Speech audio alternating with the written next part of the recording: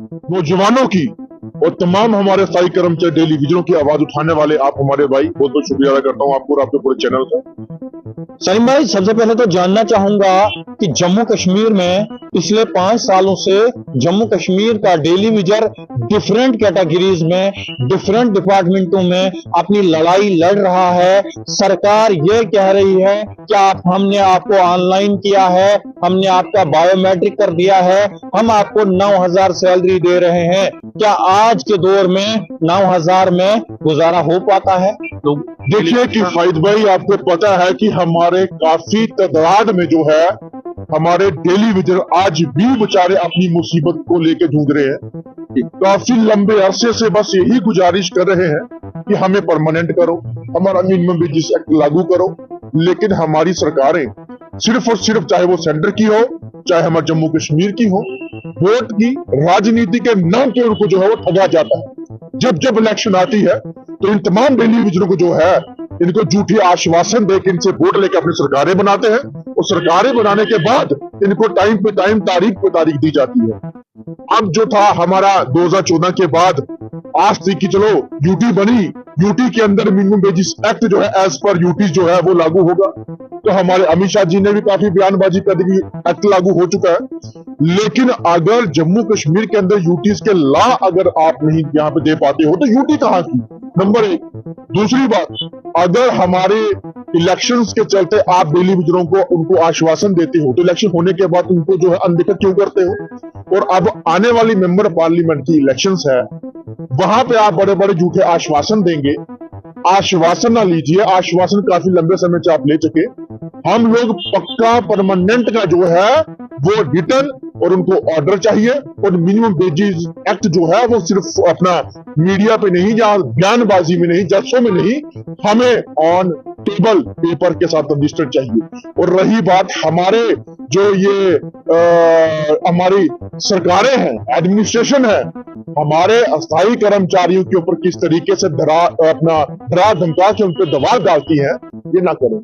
24 घंटे काम करने वाले हमारे अस्थायी कर्मचारी, हमारे डेली विजर्स, कम से कम रहम कीजिए। मैं जिस भी डिपार्टमेंट में जाता हूं वहां पे, चाहे वो चाय पिलाने वाला हो, पानी देने वाला हो, सफाई वाला हो, ऑफिस के अंदर काम करने वाला हो, डेली विजर होगा। परसों ही मुझे एक ऑफिस के अंदर मिला, काफी दुख हुआ। 25 साल से वहां ऑफिस में नौकरी कर रहा है लेकिन आज तक परमानेंट नहीं हुआ। मुझे बताइए, मंत्रियों की पॉलिसी बनती है, सरकारों की पॉलिसीज बनती है, एडमिनिस्ट्रेशन की बनती है, लेकिन पॉलिसी इन डेली विजरों के लिए क्यों नहीं बनती?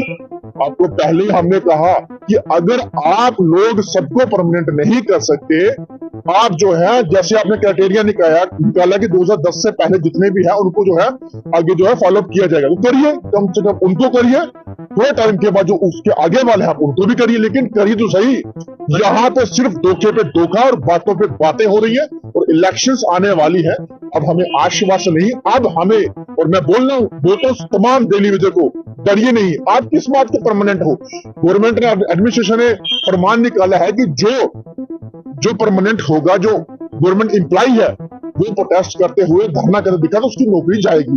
लेकिन आप कहाँ के एम्प्लॉय हो यार? ना तो आपके पास सर्विस बुक है, ना ही आपका प्राण कार्ड बना है, तो आप कहाँ के एम्प्लॉय हो? आप तो सनी भाई, जब भी मैंने देखा त्रिकुटा नगर बीजेपी कार्यालय के सामने जम्मू कश्मीर के डेली विजर को प्रोटेस्ट करते हुए, तो उनको जो है डरा धमका कर जो है वापस भेज दिया जाता है या उनके कुछ नेताओं को खरीद लिया जाता है। मैं यही कहूंगा खरीद लिया जाता है, क्योंकि वो 5 या 6 महीने अंदर जाकर चुपचाप बैठ जाते हैं और उनका जो डेली विजर होते हैं उनका सौदा किया जाता है, सौदा किया जाता है और उनके जज्बात के साथ खेला जाता है।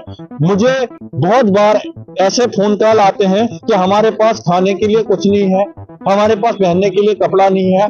आज लोहड़ी थी, लोहड़ी के ऊपर मुझे बहुत सारे हिंदू भाइयों के फोन कॉल आए कि भाई अगर हम लोहड़ी बनाते तो बनाएंगे कैसे, हमें बच्चों को देने के लिए कुछ नहीं है, मिठाइयां लाने के लिए कुछ नहीं। फायद भाई, आप लोहड़ी की बात करते हैं, जितने भी त्योहार हमारे के वो सब के सब बिना अनाउंस के, बिना कोई परमानेंट के, बिना किसी ऑर्डर के आज भी बेचारे ऐसे ही त्योहारों को मनाते आ रहे हैं। और रही बात मकान, कपड़ा, बच्चों की फीसें, उनके अपने परिवार का दवाई जो भी खाते या इलाज के लिए पैसे, कुछ भी नहीं इनके पास।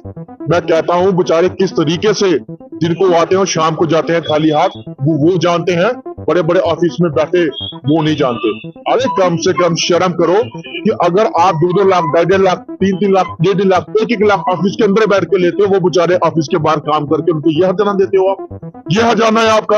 और जम्मू कश्मीर के अंदर सारी कर्मचारी, मैं पहले ही बोलता हूं कि चुप थे, लेकिन अब उनको दोबारा से जो है रोड पे आएंगे, मजबूरन आएंगे, और हम खुद रोड पे अब आएंगे। पहले सोचा था कुछ ना कुछ कर देते, अच्छा होता, लेकिन अब मैं सब भाइयों को बोलना चाहता हूं कि आप रोड पे आ जाइए। अब वक्त आ गया हमें करने का और अपना हक लेने का, और हक हमें बोल के नहीं, अब हम हक छीन के लेंगे, जो कुछ मर्जी हो जाए। अब हम रोडों पे आएंगे जल्दी ही, क्योंकि तमाम डेली विजन से मेरी बात हुई है और तमाम से एक गुजारिश है कि अब आ जाओ मैदान में। अगर अपना हक लेना है, यही वक्त है।